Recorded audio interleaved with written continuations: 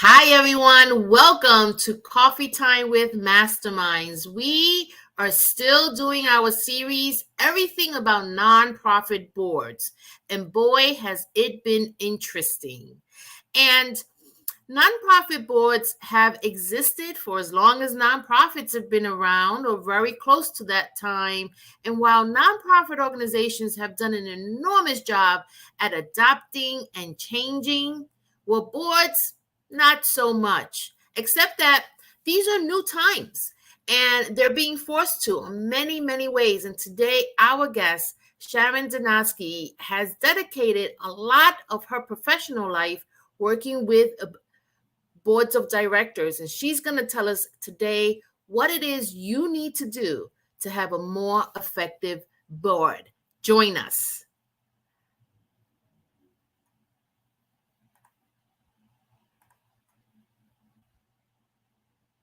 Oh, Hello, everybody, and welcome back to Coffee Time with Masterminds. My name is Peta Blakely, and I'm the founder and principal of Blakely Consulting. welcome to Coffee Time with Masterminds. I am Cynthia Rojas, founder and principal of To Your Growth. Welcome to Coffee Time with Masterminds. I'm Rebecca Tuttle, founder and principal of Grant Right Now and Grant Writing for Good.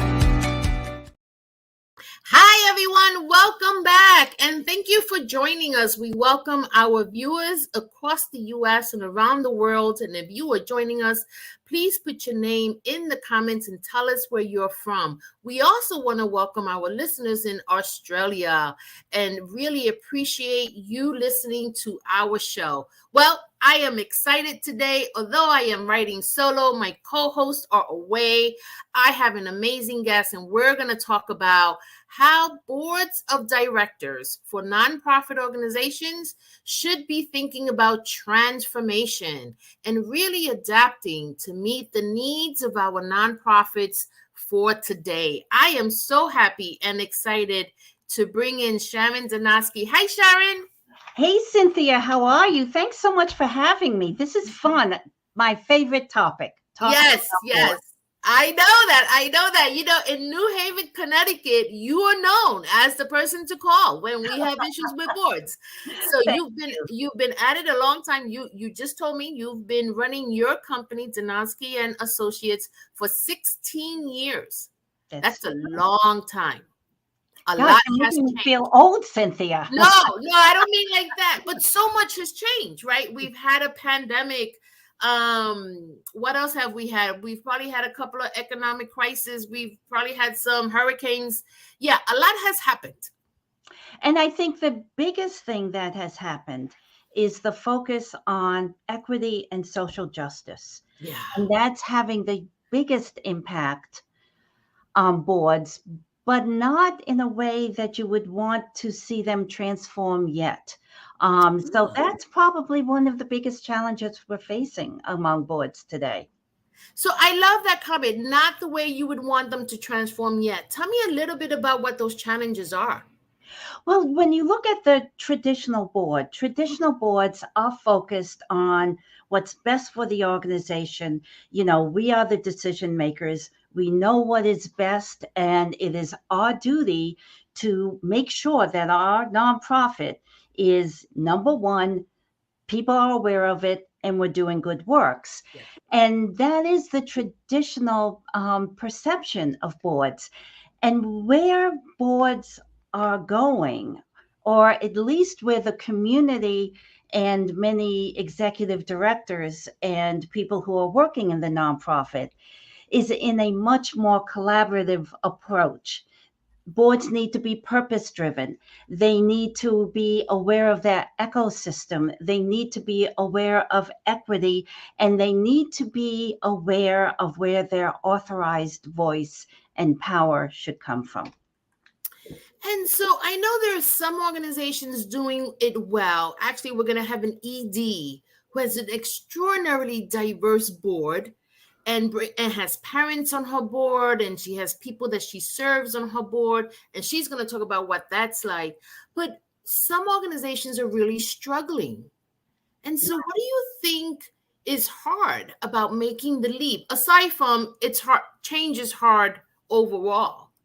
Well, I think part of it is that they know there's change, but they don't know what it is. I mean, let's look at some of the data. Um, so 70% of CEOs on nonprofits across this country say the most important thing is fundraising. It's higher than any other board responsibility, but you really have to question, is fundraising more important than your mission? And boards are responsible for mission. Half of the CEOs in this country say they don't have the right board members on their board to establish trust in the community. Only 32% of boards place a high priority on knowledge of the community served, and only 25% of boards consider knowledge of the organization's work a high priority in board recruitment. And so while boards recognize the need to change, they don't know how, and they don't have the infrastructure, a scaffolding to lead that in the direction that it really is going with or without them. Yeah, and I think you brought up fundraising, and I want to talk a little bit about that, and I'll tell you why. I have this idea, and I tell it to people, and some people are shocked when I say this, but I really truly believe it. I don't think board members should fundraise. Fundraising is a science, and we have professionals that do it, and they should do it.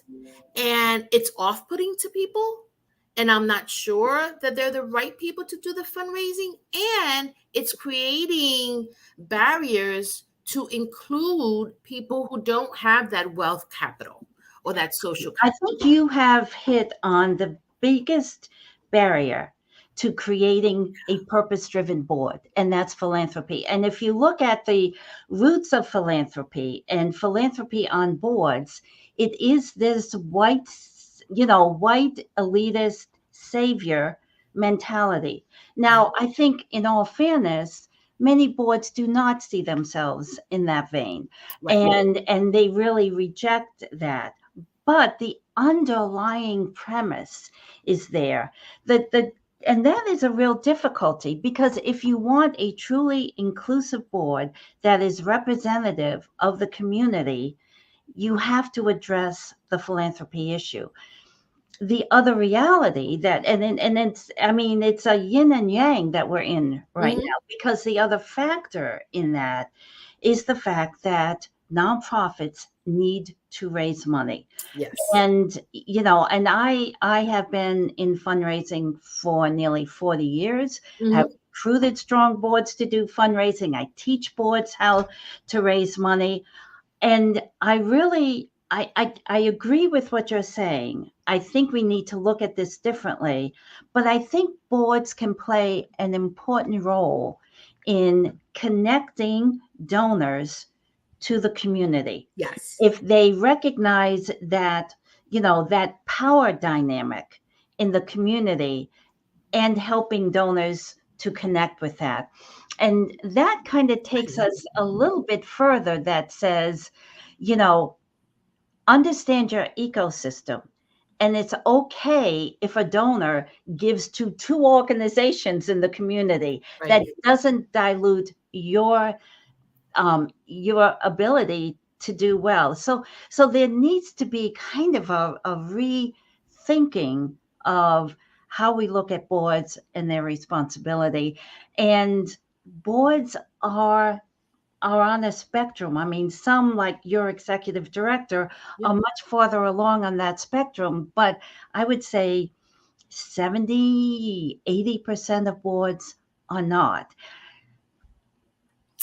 Yeah. And so I think what you said is interesting about boards can connect donors to the community. And so that's interesting. I do want to mention, so you have another superpower.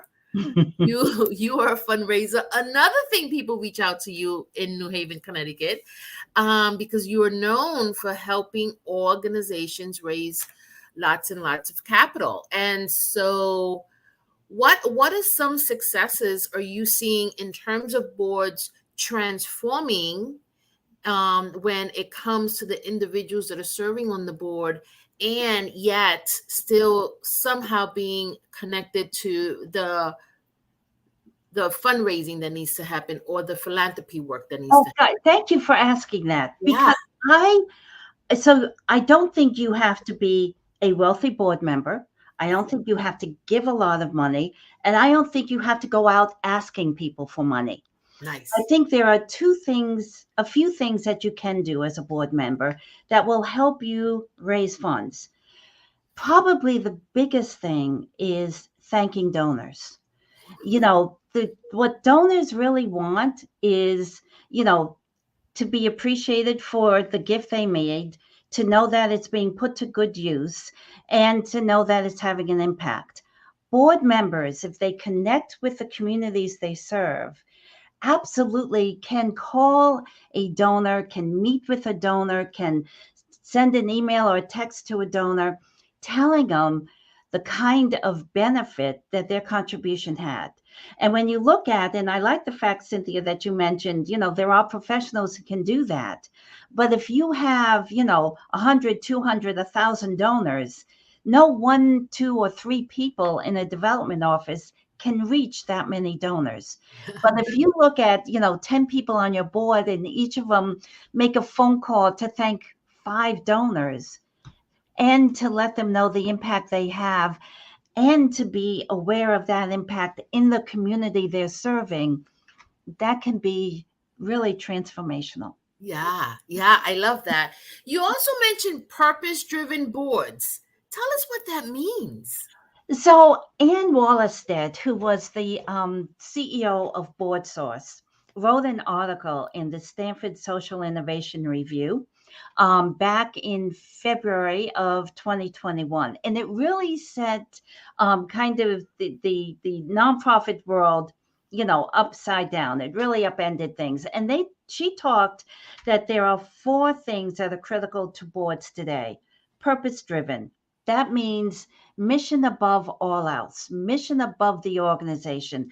The most important thing is, what is the purpose of your organization, and are you fulfilling that mission? The second is the ecosystem.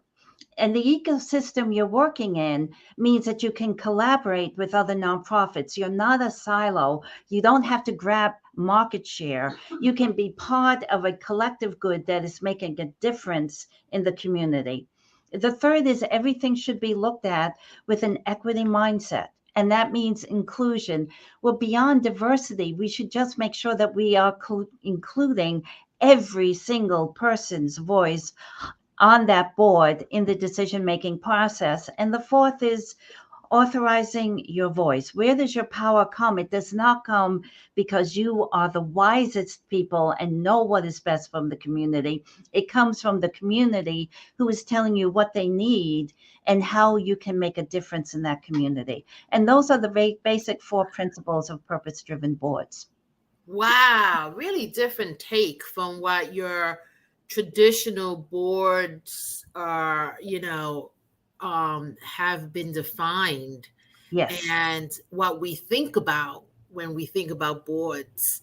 And I can't help myself to ask about diversity, inclusion, equity. I mean, Yes. and some of us stop at the D, and then we checked off that we diversify the board, and now we have a new issue. How do we become a welcoming board, But right?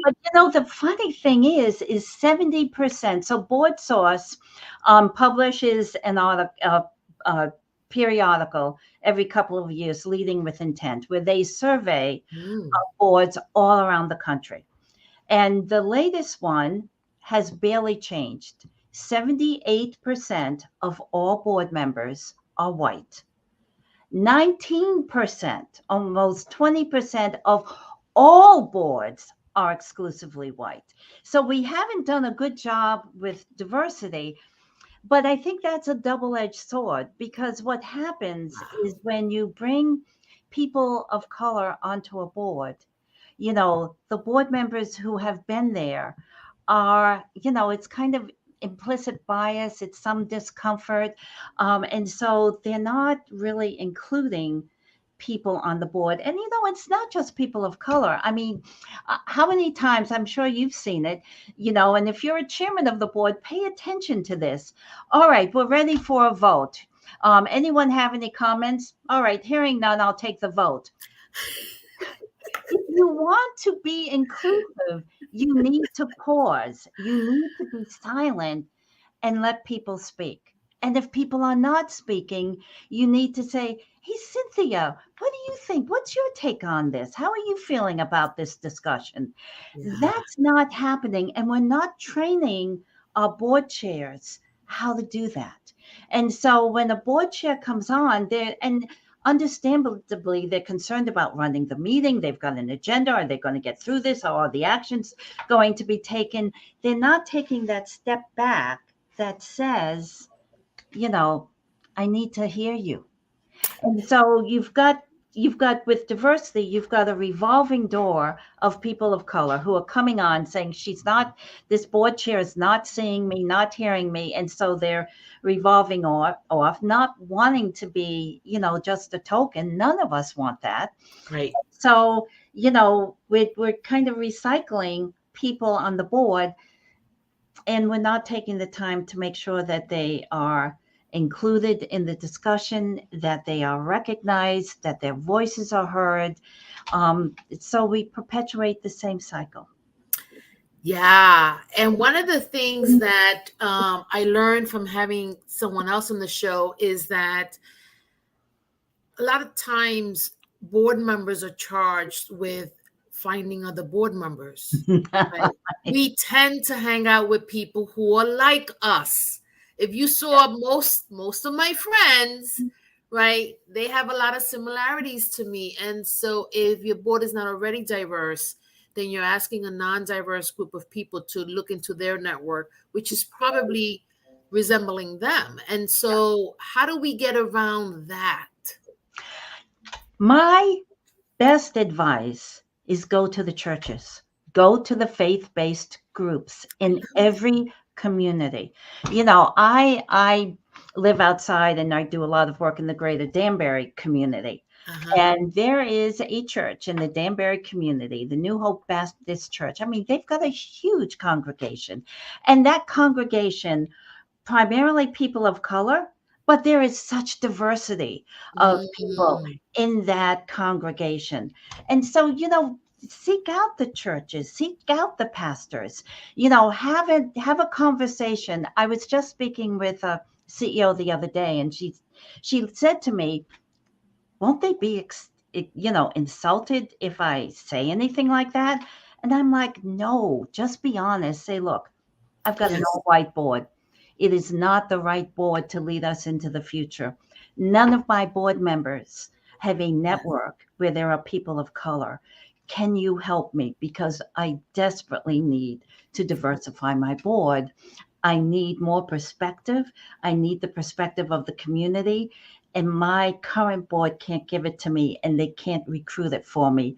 Will you help me? I mean, that's the conversation. Be honest, be authentic, be upfront, and have that conversation and enlist people to help you recruit board members who can, and then be sure that you're being inclusive and that you're including them in conversation. You're seeking their opinion, and don't put them in charge of going into the community to seek the opinion. You need to make sure that you are treating everyone with respect and dignity and authenticity. Yeah, and there's a lot of work to diversity, right? Like we think about different cultures, and there's some cultures where speaking up or saying something that might be perceived as a negative thing is not acceptable. And when you understand that, then you know that you might need to have more one-on-one conversations with this person, because this person is never going to speak in a room and share something that could be perceived as negative. So that's one thing that I know about. I know some cultures where being direct and straight to the point is part of how they communicate. And for some of us, that's perceived as rude. Like, what? Did you just say that? but that's how they speak, right? And so we also have to do our homework if we're going to be truly welcoming. I also like what you said about being honest to why we're asking someone. And the way you said it, Shannon, you said, I need your help, right? I have a lot of conversations with individuals because my work requires for me to get the insight and thoughts of leaders and board members. And I have to tell you, Sharon, it breaks my heart every time I talk to a board member and I ask them, why are you on the board? And they say, oh, come on, are you kidding? Because I'm black, because I'm Hispanic, right? And I'm like, oh, wow. So we know, even if you don't say it. So be honest with us Yeah. because we can help, because we want to be at the table. Yes. Right. But if you're acting like you're asking me because you think I'm the best thing since sliced bread, I'm gonna question that, right? And so let's be open and honest. So I love that. I love that. That's why you're advising people. Well, it's interesting. I was working with this one group, and there was a young black man on the board. It was a very small board. He never said a word. I mean, I'd have to always ask him. Never said a word. Ironically, I started working with a different group, and he was always on that board, and he was extremely forthcoming and talkative. And so I invited him to be on a panel discussion that I was hosting. And we had a great conversation. And I actually said to him, what is the difference between these two boards?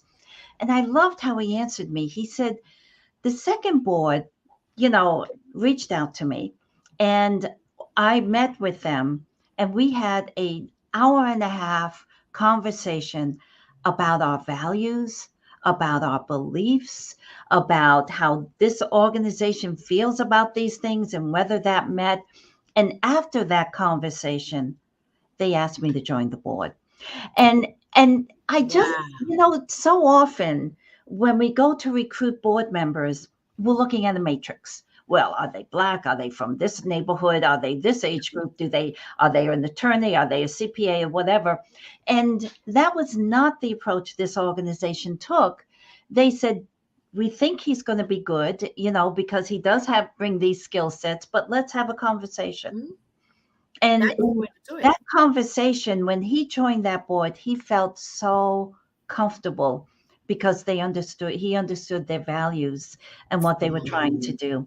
And That's I think, there's a lesson there that have a conversation, a real interesting conversation with people and share values. One of my favorite questions to ask someone is, what are the two values that guide your life? Two, not five, not eight, not 10. What are the two most important values to you? And give the person a little bit of time to think about it and then start your conversation. That gives you so much more insight to a person than a laundry list of qualifications. I love that. I love that. I have to ask because I love this age group. They have turned us around and helped us look at things a different way. But let's talk about millennials Well, and our entering zillennials who are coming into the workforce and joining boards as well. Now, millennials have changed many things about how we see things and how we do things. And I'm just interested in your experience in how they're transforming nonprofit boards. to be honest with you, I don't think they are. Ah, For two reasons. mm-hmm. One is they get on those boards and they're off. They're like, I'm not going to sit here and be talked down to, or my opinion isn't respected, or they're not, and so they just, and unlike, a lot of people who will just sit on there, probably my generation, baby boomer is the next generation, they're not going to tolerate it. They're doers, they're action oriented. And I think the other thing is that they just don't have the tolerance They're much better workers. Ironically, they're awesome fundraisers. They invite all of their friends to give, to participate, to come, to do things. I do think, though, the future of boards and board work will be transformed by this aspect of millennials and Gen Z, and that is collaboration. I think the older board members, baby boomers and on up, really looked more competitively. They looked at market share. We're the best. We're the best known. We're doing the best product. I think the Yes. biggest transformation, you know, Gen Z and millennials were not trained that way. Right. They were trained in teams, to work in teams, to collaborate. So they are much more adaptable to a thought of purpose driven boards. I don't need to beat out this nonprofit organization. I can work with this nonprofit organization and look at what we can do together. They are willing to open up doors, they're Yep. willing to have discussions. I think the challenge is that many of our existing traditional board members are uncomfortable with that. Yes. Yes, I do see that. And when I work with boards where everyone is younger and belongs to one generation, it is interesting. It's interesting. It's fast. It's usually very values driven. It Yep. is, and you said something. They are doers. They get things done. And now I'm thinking, yeah, they do, Yeah. right? And they don't want another meeting. They're like, okay, and they're just delegating tasks and getting stuff done. So if we don't transform, we're gonna get left behind because they'll just change the nonprofit sector. They'll I mean, just they think changed that everything else. absolutely, absolutely. They'll look at things differently. And I think that is so much. I mean, I'm a baby boomer. I was brought up, I mean, I have a background in marketing, market share. And that's not the right way to look at nonprofit Right, work. There are so many problems that our world is facing, that our communities are facing, and no one organization can solve it, and no one sector of the organization. If you're right. looking at housing, it's not about housing, it's about food, it's about land, it's about community, it's about workforce. I mean, all of these organizations need to be at the table to solve these problems. Yeah. And the boards need to recognize that power of collaboration, be a catalyst or be part of a group that is looking to solve those problems. And don't say, well, that's just one of our initiatives. That should be one of your primary initiatives. Yes. Is how can you work as a collective to make a larger impact? Yes. My final question, because I get this all the time and I don't have an answer often, is how do I get rid of board members who just need to go? Like, So yeah, I don't think there are a couple of things I believe. I think when board members don't show up for meetings or they don't do what they need to, that's a problem of more of engagement. yes, So I think how boards work, I mean, many boards are still functioning on an operational level and they're following Robert's Rules of Order. Throw out Robert's Rules of Order. They weren't meant for nonprofit boards, yeah, and change up your agenda and start with discussing strategic issues first, and then go into your actions.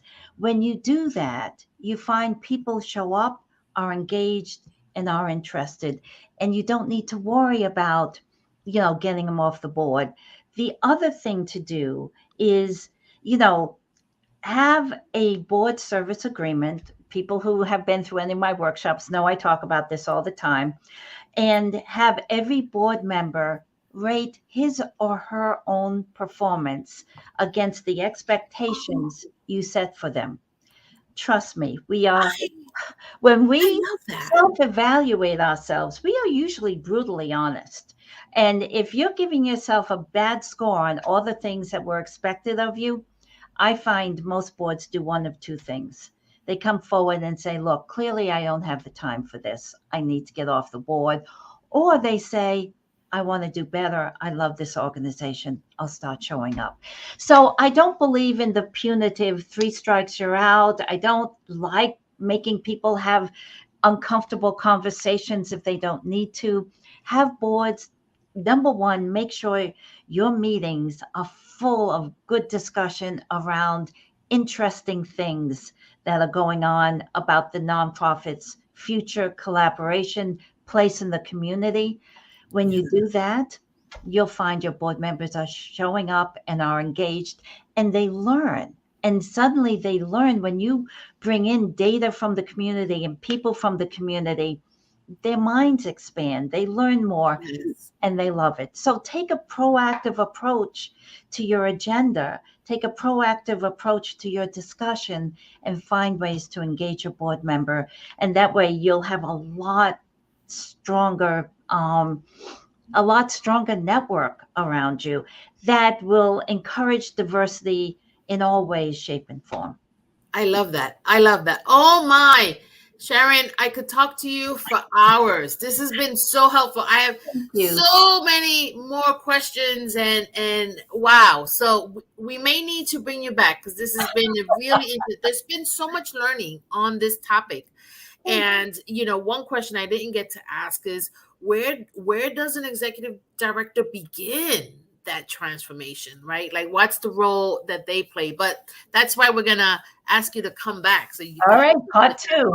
well, I want to say you. thank you to Sharon and for imparting your wisdom, and also to our viewers and our listeners. We will see you again next week at the same time, same place. Take care, everybody. Have a great weekend.